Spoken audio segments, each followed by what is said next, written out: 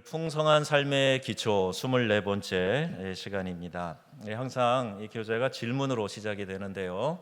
오늘 이런 질문이 있습니다. 지도자에게 순종하여야 한다는 말을 들을 때 당신의 마음은 어떤 마음이 듭니까? 자, 이런 질문이에요.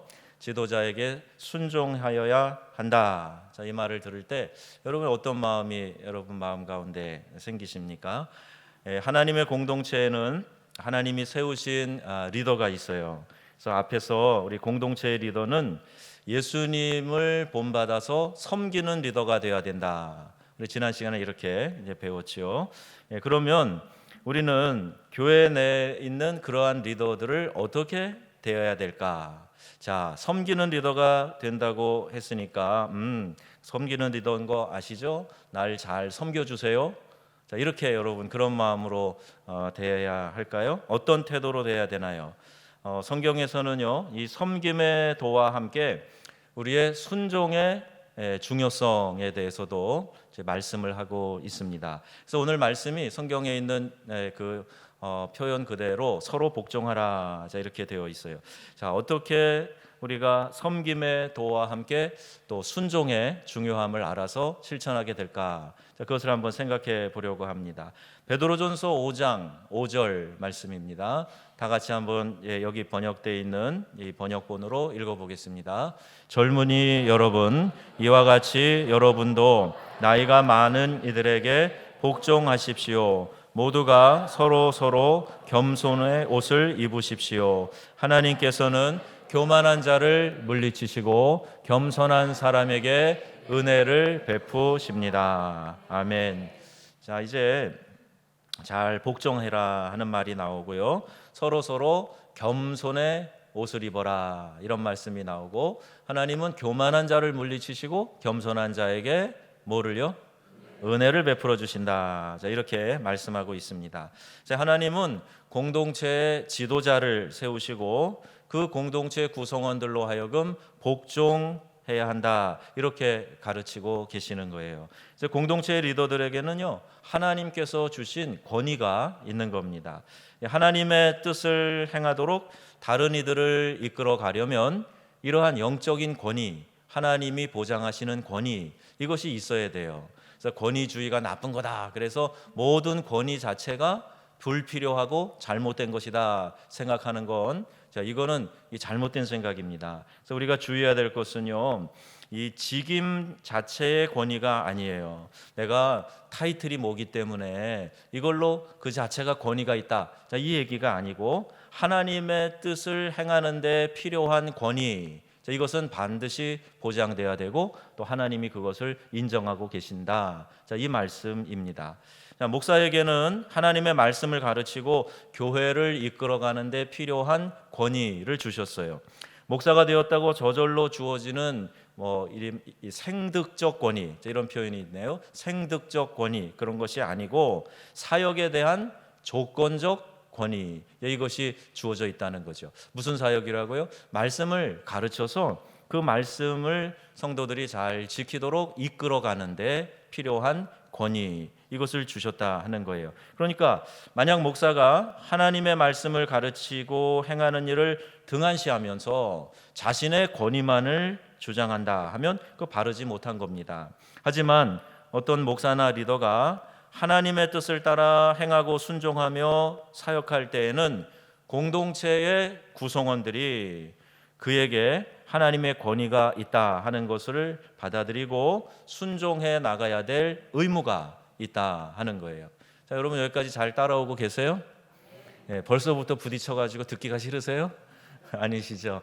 이걸 잘 기억하셔야 돼요. 생득적 권위, 그러니까 저절로 타이틀 때문에 주어지는 권위 자체는 우리가 조금 조심해야 돼요. 그걸 한번 점검해 봐야 됩니다. 그러나 하나님이 세우신 그 일에 필요한 권위, 이 권위를 흔들어 놓고 그 권위를 내가 손상시키고, 이것은 안 되는 거예요. 하나님께서 세우신 권위이기 때문에 그렇습니다. 그래서 우리가 이것을 받아들이고 순종해야 될 의무가 있기 때문에, 여기 잘 들어보세요. 만약 타이틀의 권위가 아니라는 것은 이게 뭐냐 하면, 나와 영적인 관계가 없는 목사와 내가 말씀의 꼴을 먹고 지도를 받는 목사와 분명히 다르다 하는 것도 여러분 알아야 돼요. 그죠? 만약에 타이틀 자체가 권위라 그러면 모든 목회자들을 다 동일하게 존경하고 떠받들고 그래야 되겠죠. 그런데 그게 아니라 나와 지금 어떤 영적 관계가 있느냐, 내가 그 말씀의 꼴을 먹으면서 따라가고 있는 나의 리더, 지도자냐, 아니면 그냥 나와는 그런 관계가 형성되어 있지 않은 그런 사람이냐, 이게 중요하단 말이에요. 오늘날처럼 설교가 이렇게 홍수가 되는 시대에 정말 누가 봐도 모든 면에서 구성이나 소재나 표현이나 인상이나 모든 면에서 거의 탤런트 수준의 완벽한 그런 설교자들이 많이 있어요. 근데 보니까 요새는요, 아나운서도 그렇더라고요. AI가 발달해가지고요. 그러면 아세요? 아나운서 한 사람을 계속 몇 시간을 찍어가지고 그걸 이제 다 프로그래밍해서 입력을 시켜놔요. 그러면 실제로 사람이 아닌데 그 사람의 모양과 이 모습, 이 움직이는 모습 이런 것까지 다 해서 뉴스를 진행하는 데까지 이르렀어요. 아직 감정 표현이 조금 부족한데 뉴스 진행 정도는 거기 뭐 감정 표현이 안 나오니까 된다는 거예요. 이제 앞으로 설교자도 그렇게 될지 몰라요. 저는 실제 권 목사가 아니고 AI입니다. 그러면서 이제 여기서 이렇게 설교를 할지 모르, 홀로그램 보여주면서 그렇게 할지 몰라요. 근데 중요한 거는 인격적인 관계가 형성되어져 있어야 된다는 거예요. 그래서 저분이 나에게 우리 교회 공동체에 말씀의 꼴을 먹이고 이끄시는 분이다. 그래서 그렇게 탤런트 같이 유명하고 그리고 아무리 완벽한 설교자라고 해도 나와 관계가 없는 상황에서 던져진 말씀하고 지금 우리 공동체 또 나를 알고 또 나와 교제하는 가운데 주시는 말씀하고는 차이가 있다 하는 거예요. 그래서 이것을 우리 또한 알아야 된다 하는 거죠. 누가 내 목자이고 누가 내 양인지 정확하게 알아야지 우리가 영적인 분별력을 잃어버리지 않을 수 있다 하는 겁니다. 제가 파리에서 그런 경험도 한번 했어요. 우리 교회 이제 2세, 3세들도 있고 그래서 제가 블란서 목사님하고 같이 그 젊은이들을 지도해 주라고 이렇게 같이 이제 연결을 시켜놓고 그랬어요. 프랑스 교회 가서 예배 드려라 그랬더니 또 거긴 싫대요. 한국 교회 와서 예배를 드리고 싶대요. 근데 그 젊은 블란서 목사님 데려다 놓고 이제 같이 교제를 하게 하고 그랬는데 그런데 이제 그런 상황 가운데서 이제 여러 가지 이런 문제점들도 좀 많이 발견되게 되었어요. 그런 걸 보면서 이렇게 말씀의 꼴을 먹는 것과 인격적인 관계를 맺는 일이 이렇게 중요하구나 하는 것들을 이미 좀 많이 경험을 좀 해보았습니다.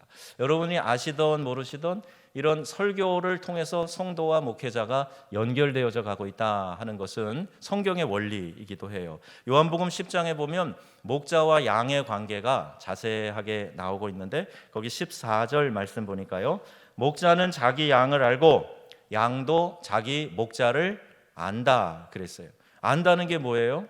그냥 생김새도 알고 특징도 알고 성격도 알고 또 이 양이 어떤 버릇이 있는지도 알고 뭘 좋아하고 싫어하는지도 알고 또 우리 목자가 어떤 스타일인지도 알고 서로 안다는 거예요. 근데 3절에 보니까요, 문지기는 그를 위하여 문을 열고 양은 그의 음성을 듣나니 그가 자기 양의 이름을 각각 불러 인도하여 내느니라. 이게 뭐냐면요, 밤에 양들을 우리에 집어넣어요. 그래서 자게 한 다음에 아침에 이제 나가는데 말하자면 일석저모. 뭐죠? 아침에 하는 점호가 뭐죠? 군대 갔다 온 지가 오래돼갖고 아침에는 점호를 안 하나요? 한 명씩 이제 그 이름을 불러가지고 있는지 확인하는 것처럼 양의 이름을 불러요. 그러면 그 양이 자기 이름이 불려지면 매 하고 따라 나오는 거예요. 그런데 자기 목자의 음성이 아니면 따라 나오질 않아요.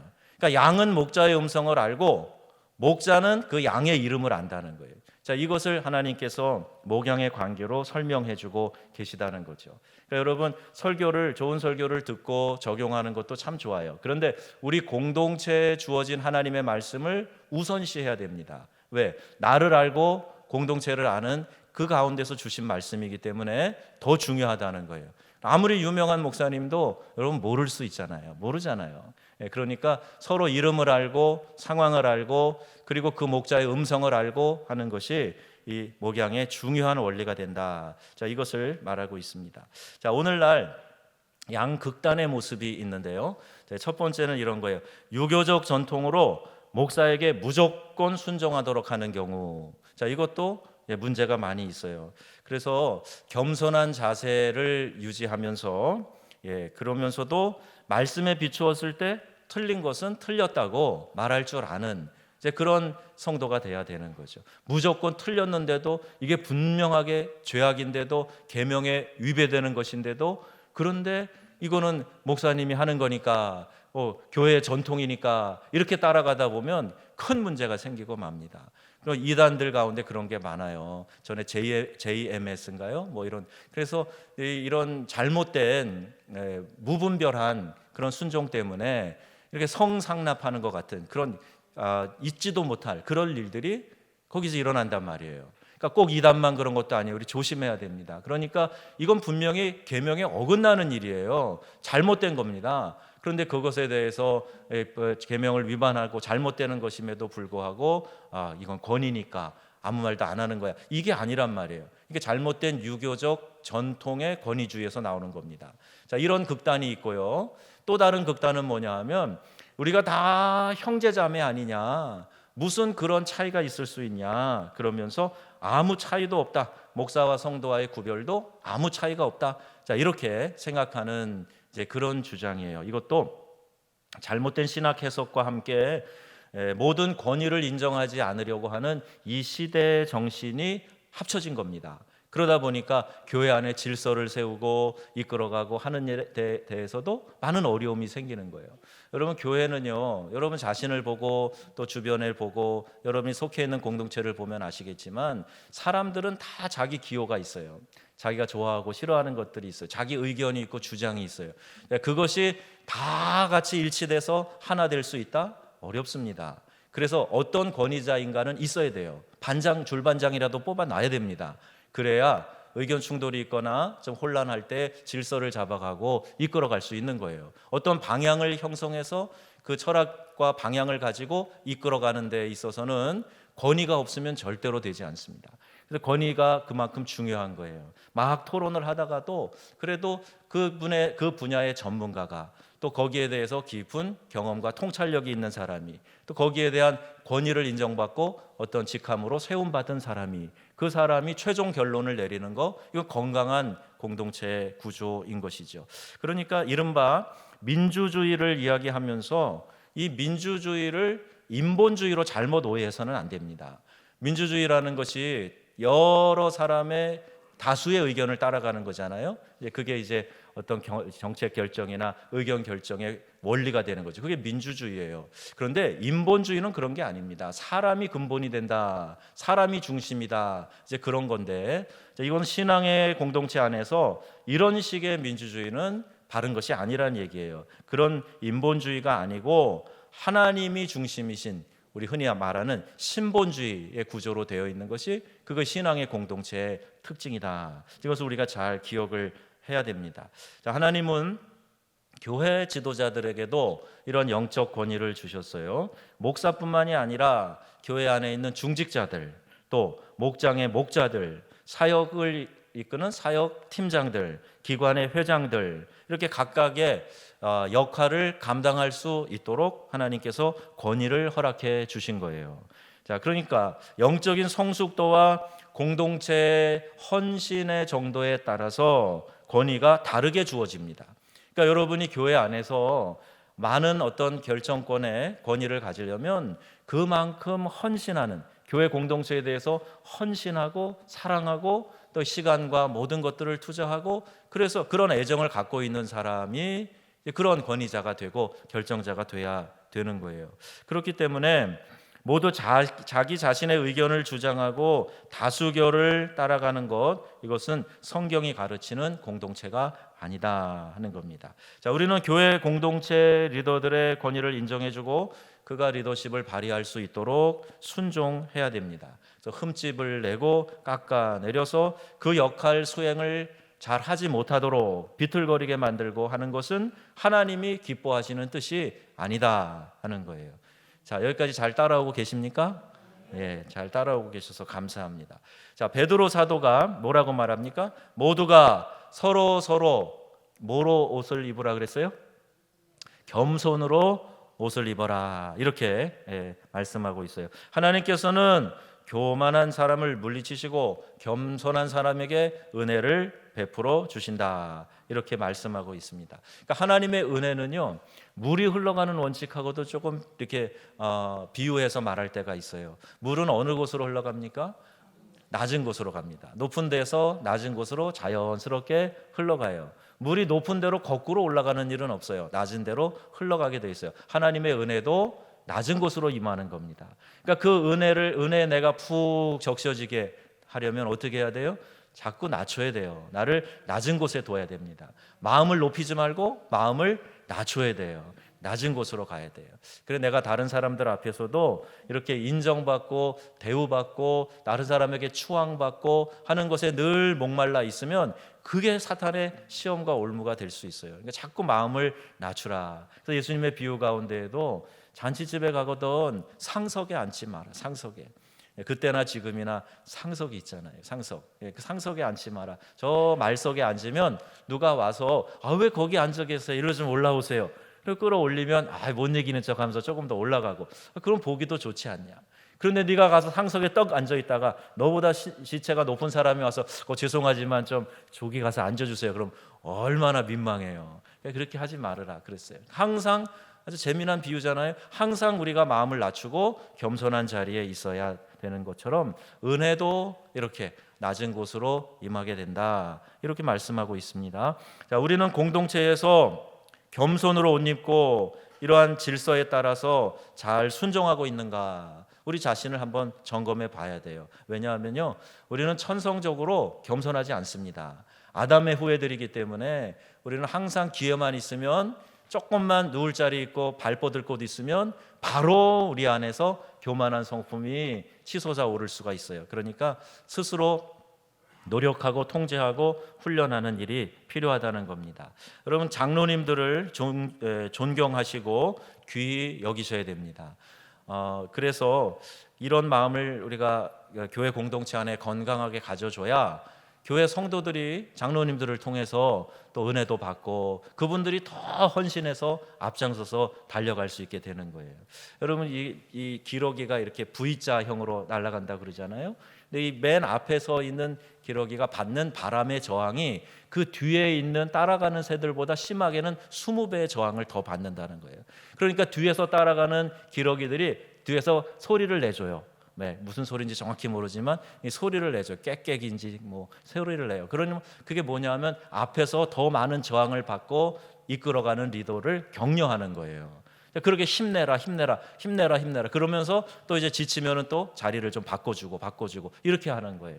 그러니까 교회 장로님들이 여러분이 알지 못하는 많은 수고와 또 많은 눈물의 기도가 있다는 거 여러분 기억하셔야 돼요. 제가 어떻게 아냐고요? 장로 아들로 자랐어요. 제가 20여 년 저희 아버지가 교회 장로님이셨거든요. 그러니까 나름대로 겪는 고충이 뭔지 잘 알아요. 그러니까 여러분이 장로님들을 위해서 기도하셔야 되고 격려하셔야 되고 또 그래서 더 많이 헌신할 수 있는 귀히 여기고 존경의 대상으로 그렇게 생각해야 됩니다. 근데 간혹 가다가 어떤 분들은 어떤 교회에서는 내가 더 낫지 이렇게 생각하고 장로님들을 무시하는 그런 사람들도 한두 명씩 나오게 되는데 그래서는 안 됩니다. 더 배웠어도 내가 더 현명하다고 생각해도 내가 더 가진 게 많다고 생각해도 그래도 아니에요. 교회 안에서 이런 영적 질서를 여러분이 절대 무시해서는 안 됩니다. 물론 리더들은요, 다른 사람을 섬기고 그들을 위해서 희생한다 하는 것이 전제가 돼야 돼요. 그러니까 더 많이 존경받는 사람이 누구냐? 더 많이 희생하는 사람이에요. 어느 공동체나 보세요. 더 많이 솔선수범하고 희생하는 그 사람을 사람들이 대우해줘요. 존경해주게 되어 있습니다. 그러니까 형식적인 존경이 아니라면, 중심의 존경이라면 그건 반드시 그분의 희생이 전제되어야 한다. 자, 이것이 원리예요. 그러니까 자신의 리더십을 마구 휘두르는 것이 아니라 그들을 위해서 기도하고 섬길 때 공동체 구성원들이 리더에게 순종하게 되는 것이다. 자, 이것이 아름다운 공동체의 모습입니다. 특별히 공동체의 리더들은 영적 성장과 하나님의 일을 하는 데 있어서 리더십을 발휘해야 돼요. 그러니까 영적으로 더 잘하는 사람이 돼야 돼요. 내가 어떤 직책에 이르면 그 다음에 성장이 딱 멈춰버리고 헌신도 거기서 딱 멈춰버리고 오히려 퇴보하게 된다? 이거 아닙니다. 계속해서 잘하는 모습을 보여줘야 되고 그래야 꾸준히 리더십을 발휘할 수 있게 된다는 거예요. 자, 의사결정을 할 때도 무조건 다수결의 원칙을 따르는 것이 아닙니다. 모든 공동체 구성원이 자기의 의견을 내놓고 충분히 소통한 결과 한 방향으로 이야기가 이제 모여져 갈 때 그것을 선택해야 돼요. 그래서 리더들이 사람들의 이야기를 충분히 듣고 하나님 앞에서 그것을 분별하고 결정할 때 모든 공동체 구성원들은 여기에 함께 순종하는 것이 믿음의 공동체의 아름다운 의사결정이 되는 겁니다. 특별히 우리 한국교회는요, 회중교회도 물론 있지만 회중교회 대표적인 교단도 한국에서는 뭐 대표를 이렇게 세우고 그러더라고요. 근데 한국에는 이 장로교 형태의 대의 정치가 많이 이제 거의 대부분이에요. 우리 성결교회도 그런 대의 정치를 하고 있어요. 대의 정치가 뭐냐 하면 장로님들을 뽑아서 그분들이 성도들의 대표가 돼서 성도들의 의견을 모으고 이제 그 의견을 이제 함께 개진해 가지고 의사를 결정해 가는 그런 구조를 말하는 겁니다. 그러니까 당회의 역할이 이런 거예요. 당회원 자신의 생각으로 하는 게 아니에요. 내 생각은 그게 아니고 이것이 아니고 이 성도들 여러 교인들의 생각을 이렇게 종합해서 듣고 그것을 생각하고 하나님의 뜻을 묻는 이제 그런 역할을 하는 것이 당회원들의 역할이라는 겁니다. 또 공동체의 리더들은 공동체의 형제 자매들이 죄에 머무르지 않도록 권면해야 돼요. 여러분 이런 기능이 교회에서 많이 없어졌습니다. 전에는요, 물론 성경에도 나오지만 전에는 교회 안에서 죄 짓는 사람들이 생기면 교회가 이 교회 리더십들이 권위를 가지고 가서 책망했어요. 그렇게 하면 되느냐고 남으라고 그 죄에서 벗어나도록 했단 말입니다. 근데 요새는요, 봐도 못 본 채예요. 있어도 없는 것처럼 그렇게 생각을 해요. 심지어는 어떤 이단의 활동이 그것이 포착이 되어도 별로 심각하게 생각하지 않는다는 거예요. 그리고 대구에서 지금 신종 코로나 31번 확진자가 신천지 환자라고 신천지 교인이라고 지금 알려져 있어요. 그래서 모든 그들의 그 처소의 모임을 이제 닫았다는 거예요. 모이지 않도록. 그래서 아마 이렇게 사람들이 다른 데로 흩어져 갈 거다 이번 주일날 뭐 그런 이야기도 좀 돌고 그러더라고요. 근데 교회 안에 이렇게 신천지 활동이 이러이러한 역사로 이러이러한 조짐으로 나타난다. 그러면 그걸 경계하고 교회 리더들이 먼저 깨워서 혹시 우리 안에 그런 불순한 활동들이 없는가 이걸 관찰하고 문제가 있을 때는 이 문제들을 해결해 가기 위해서 앞장서고 걱정하고 기도하고 그래야 되는데 물론 죄악에 대한 문제나 이단의 활동에 대해서는 그냥 잠잠하고 어떻게 해서든지 그냥 다른 부분에 있어서만 내 자신의 역할에 있어서만 관심을 갖는다 하는 것은 그게 바른 것이 아니란 이야기예요. 성숙한 공동체일수록 죄의 문제를 개인의 문제로 치부하고 무관심하게 하는 것이 아니라 사랑으로 자신의 형제자매들을 보호하고 하나님 앞에 설 수 있도록 돕는다는 거예요. 여러분 이것을 효과적으로 잘 할 수 있는 것이 기관이고 목장이에요. 소그룹에서 여러분의 사정들을 다 잘 아시니까 어떤 경우든지 그것이 어떤 죄의 문제든지 낙심의 문제이든지 또 혹은 어떤 일에 대해서 흔들리는 거라든지 이런 부분에 있어서 이 소그룹 모임에서 잡아주고 권면해주고 해야 된다. 자, 이것이 이제 건강하고 좋은 공동체라는 거죠. 이런 이유로 공동체 구성원들은 리더의 권면에 순종하는 것, 이제 이것이 필요합니다. 여러분 이렇게 권위 얘기를 하면 이건 한국적인 거야, 동양적이고 유교적인 거야 이렇게 생각하실지 모르는데요. 서양의 선교 단체들 보면 철저하게 이 원리를 따르고 있어요. OM이라고 하는 영국에서 시작된 선교 단체가 있죠. 이 OM은 이런 원칙을 정합니다. 뭐냐면요, 하나님은 리더를 통해서 말씀하신다 그래요. 그러니까 어떤 일에 대해서 기도 제목이 생기고 혹은 결정할 일이 생겼을 때 함께 기도하게 해요. 그리고 일정 시간 기도하고 난 다음에 자, 대표가 얘기해 보세요. 그리고 리더가 이야기하는 것이 그게 결정이 되는 거예요. 그 영국에서 시작된 OM이라고 하는 선교 단체입니다. 내비게이터라고 하는 단체는요, 심지어 결혼할 파트너도 그 선교 단체의 리더들을 통해서 당신 이 자매랑 만나서 교제하고 결혼하면 좋겠어. 당신 이 형제랑 한번 결혼을 놓고 기도해 보시오. 그래갖고 이게 짝지어주는 그런 일들이 많이 있어요. 그러니까 이런 일들이 동양적인 유교적 전통이 아니라 성경적인 전통이기 때문에 말씀을 하는 거예요. 그런 원리대로 실천하는 단체나 조직들이 있어요. 교회는 더더욱 말할 것이 없습니다. 공동체에서 내 취향이 아니야, 난 내 생각이 있어, 그건 내가 좋아하는 방식이 아니야, 나는 자, 이런 이야기를 많이 하게 되고, 나에 매여 있는 사람들이 많이 있다면 그 사람들은 자기의 한계를 넘지 못하기 때문에 제대로 성장하기 어려울 뿐더러 그런 사람이 절대 리더가 되어서는 안 됩니다. 리더들도요, 불완전하고 부족하지만 하나님이 그 리더를 우리에게 붙여주셨다면 리더의 지도와 또 인도대로 따라가는 것, 이것이 필요하다는 것. 이게 바로 겸손으로 옷을 입는 거예요. 겸손으로 옷 입어라. 그러니까 무슨 옷을 입을까? 그게 아니고 이게 바로 겸손으로 옷을 입는 거예요. 불합리하다고 여러분이 혹 생각될지 몰라도 다시 한번 이 말씀을 여러분이 심사숙고하시면서 겸손으로 옷 입는 우리 모든 성도님들이 다 되시기를 주님의 이름으로 축원합니다. 자, 그 다음에 서로 복종하라 그랬어요. 그래서 공동체에 필요한 덕목은 복종하는 겁니다. 리더는 주님이 우리를 위해 생명을 주셨듯이 따르는 자들을 섬기고, 따르는 자는 주님께 순종하듯이 리더에게 순종하는 것이 하나님의 공동체가 지닌 아름다운 모습이라는 거예요. 에베소서 5장 21절 말씀에 그리스도를 경외함으로 피차 복종하라. 다시 한번 다 같이 해볼까요? 그리스도를 경외함으로 피차 복종하라. 아멘. 바울이 에베소서 5장 22절부터 6장 9절에 거쳐서 여러 관계에 대해서 이야기를 합니다. 남편과 아내의 관계, 자녀와 부모, 종과 주인, 이렇게 여러 사회적 관계를 다루는데 서두의 5장 21절에 이 원리를 지금 제시하고 있는 거예요. 그리스도를 경외함으로 피차 복종하라. 자, 그것이 바로 그리스도를 경외하기 때문에 서로가 순종하라는 거예요. 피차간에 복종하라는 거예요. 그것이 바로 그리스도인 공동체의 특징이 되는 것입니다. 이 가르침은요, 그 당시 아주 혁명적인 가르침이었어요.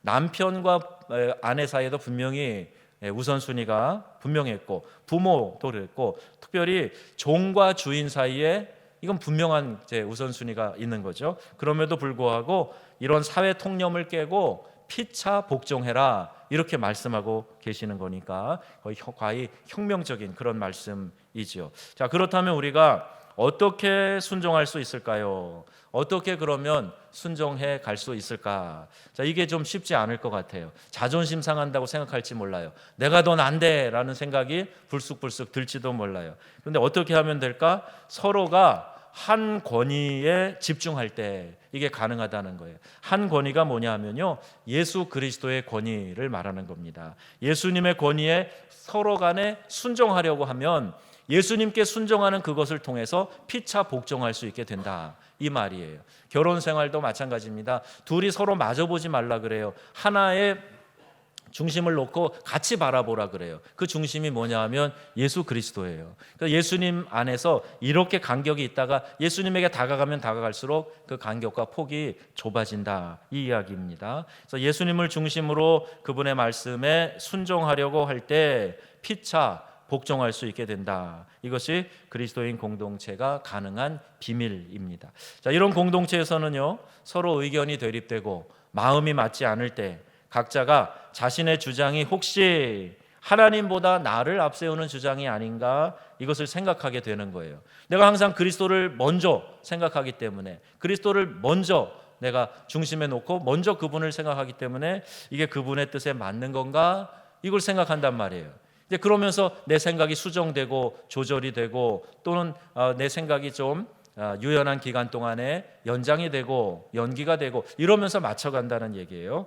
하나님을 경외하는 내가 이렇게 주장하는 것이 옳은가 하는 것을 또 검토해 보게 되는 거죠. 만약 이렇게 하나님을 두려워하는 마음을 갖게 되면 하나님께 최종 권위가 있다 하는 것을 인정하는 자세를 갖는다면 그리스도인 공동체는 많은 차이와 문제에도 불구하고 그것을 극복해 나갈 수 있는 가능성을 보게 되는 겁니다. 그러니까 한 중심을 향해서 우리가 한 권위에 집중할 때 이와 같은 일이 가능하다. 하는 이야기예요. 가정도 마찬가지입니다. 남편과 아내, 남자와 여자라는 특성이 벌써 많은 차이가 있어요. 많은 다름이 있어요.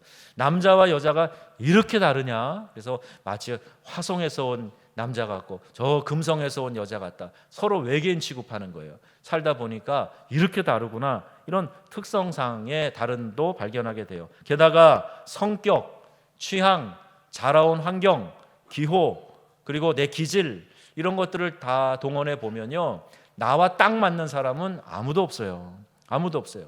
같이 살아도 한 이불 덮고 살아도 안 맞아. 로또처럼 안 맞아. 계속 안 맞아. 평생 안 맞아요. 안 맞아요. 겨우 맞추는 노력을 할지 몰라도 원래 안 맞는 거예요. 부모와 자녀 세대 차이 이거 이루 말할 수도 없습니다. 이해가 안 돼요. 서로 이해가 안 돼요. 넌 도대체 왜 그러니? 이런 생각이 제일 많이 들죠.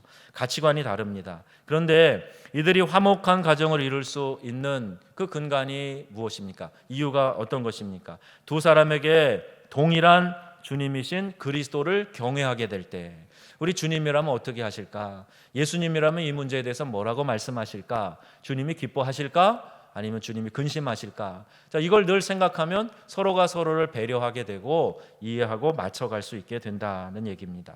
자, 그분이 최종 권위자가 되시기 때문이에요. 그러니까 내가 최종 권위자가 되면 내 뜻대로 안 됐을 때 열불나죠. 그리고 내가 왜 내 마음대로 안 되는 거야? 왜 내 말한 대로 안 되는 거야? 그리고 그것 때문에 짜증이 나고 그것 때문에 화가 나고 그러는 거예요. 대부분의 화가 나는 것을 심리학적으로 정의를 할 때 그렇게 이야기를 해요. 내가 생각한 뜻대로 내 마음대로 되지 않을 때 나타나는 심리 현상, 이것을 화라고 정의를 하는 거예요. 그러니까 여러분, 내 것을 내려놓고 다 같이 주님의 것을 따른다라고 생각했을 때 왜 부딪힘이 있겠어요? 왜 화나는 일이 있겠어요? 다 같이 주님의 뜻을 쫓아가자 생각하고 기도하면서 주님의 뜻을 기다린다 그러면 그게 설사 내가 생각했던 것과 좀 달라도 주님이 이렇게 인도하시는구나 하고 그 확신 가운데 거하게 되면 왜 다툼이 일어나고 부딪힘이 일어나고 심술을 부리고 왜 뒤로 넘어지고 그러냔 말이에요. 가정도 그렇고 교회 공동체도 마찬가지고 내가 속해 있는 모든 공동체가 이 동일한 원리를 적용하면 많은 문제 가운데에서 화목을 이룰 수 있게 된다 하는 것을 여러분 꼭 기억하시기를 바랍니다. 두 사람에게 동일하신 주님을 경험하게 되기 때문이에요. 하나님이 우리에게 이런 새로운 공동체를 주셨어요. 그러니까 그 새로운 공동체에서 살아가는 방법은 세상에서 통용되는 방법과는 절대로 달라야 되는 겁니다. 세상에는 목소리 큰 사람이, 힘 있는 사람이, 영향력 좀 행사할 수 있는 그런 위치에 있는 사람이 마구 휘둘릴 수 있는 그런 구조로 되어 있단 말이에요. 그런데 교회는 그런 세상의 통용의 방법을 지향해야 돼요. 어떻게 해야 되느냐? 우리는 섬김의 도, 또 서로 복종하는 길, 자, 이것을 통해서 공동체를 아름답게 만들어 가야 된다는 거예요. 자, 여러분 한번 읽어보세요. 시작. 섬김의 도, 서로 복종하는 길. 자, 이걸 통해서 아름다운 공동체를 만들어 간다는 겁니다. 그런데 오늘날 믿는 성도들이 그들이 모인 교회가 세상의 방식을 따르는 것이 슬픈 자화상이죠. 그래서 말씀대로 돌아가야 됩니다. 이것이 개혁이에요. 말씀에서 많이 벗어나 있는 것을 다시 수정해서 다시 그 방향을 틀어서 말씀으로 돌아가게 해야 된다. 이게 개혁이란 말이에요. 교회는 직분이 높고 힘 있는 사람, 많이 배운 사람, 많이 가진 사람, 오래된 사람, 그들이 휘두르는 곳이 아니에요. 그들은 더 섬기는 사람이 되어야 됩니다. 다른 사람을 위해서 더 많이 희생하는 사람이 되어야 돼요. 그러니까 더 섬기고 더 희생하는 사람이 교회를 이끌어가는 그런 사람이라 하는 이야기입니다. 자, 우리가 오늘 이 말씀 기억해야 돼요. 너희 중에는 그렇지 아니하니. 자, 너희가 누구라 그랬죠? 예수님의 제자들이라 그랬어요. 왜 이 말씀하셨다고요? 제자들이 누가 높은가 서로 다퉜단 말이에요. 이 말씀 이전에. 그러니까 너희가 제자라며 너희는 그렇지 아니하니, 그러면서 높고 싶으냐, 으뜸이 되고 싶으냐, 그러면 더 많이 섬기는 자가 되라, 더 많이 희생하는 자가 되라, 이렇게 주님이 말씀하고 계시는 겁니다. 주님의 말씀에 순종하여서 섬김의 리더십, 서로 복종하는 겸손한 마음을 가지게 될 때 아름다운 하나님의 나라, 천국 같은 교회, 행복이 넘치는 가정을 이루게 될 줄로 믿습니다. 자, 이러한 섬김의 결단이 우리 모두에게 있어지기를 주 예수님의 이름으로 축원합니다. 아멘.